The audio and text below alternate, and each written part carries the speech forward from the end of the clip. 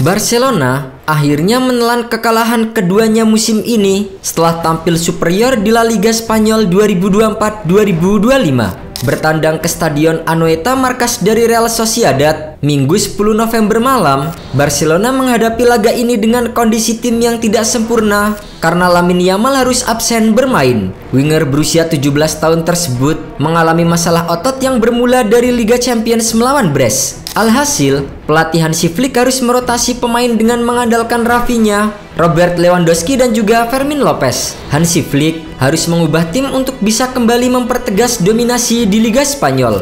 Harapan tersebut hampir terwujud lebih dini kala Robert Lewandowski berhasil mencetak gol pembuka ke gawang lawan pada menit ke-14. Namun, selebrasi Barcelona tidak bertahan lama karena wasit langsung berkonsultasi dengan VAR. Robert Lewandowski dicurigai berada dalam posisi offside kala mencetak gol. Dan benar saja, pemain timnas Polandia itu dianggap offside meski hanya seujung jari kaki. beIN Sport via artikelnya menuliskan, keputusan menganulir gol Robert Lewandowski dapat dikatakan kontroversi.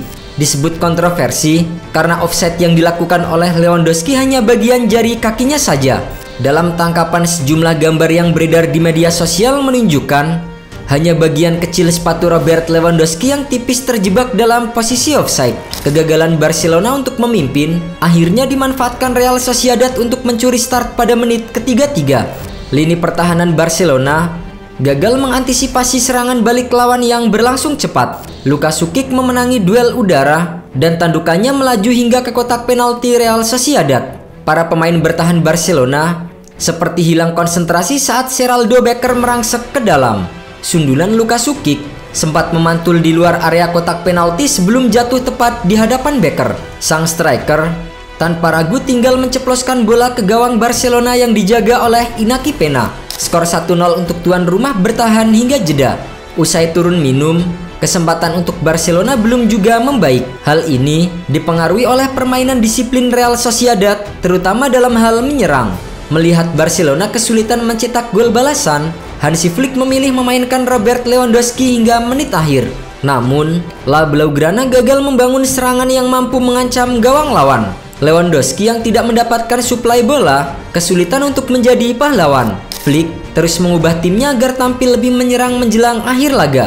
Namun, Real Sociedad merespon taktik ini dengan bertahan yang membuat serangan Barcelona terhenti di depan kotak penalti. Skor 1-0 untuk keunggulan Real Sociedad akhirnya tidak berubah hingga peluit akhir dibunyikan. Barcelona pun gagal mempertahankan keunggulan 9 poin di puncak klasemen sementara Liga Spanyol. Berbicara usai pertandingan, manajer Barcelona Hansi Flick merasa bahwa timnya dirugikan oleh VAR ketika gol Robert Lewandowski di babak pertama dibatalkan karena dinilai offside. Dalam tayangan ulang, tampak bahwa garis offside terbentuk karena kesalahan identifikasi sepatu Lewandowski dengan sepatu bek lawan.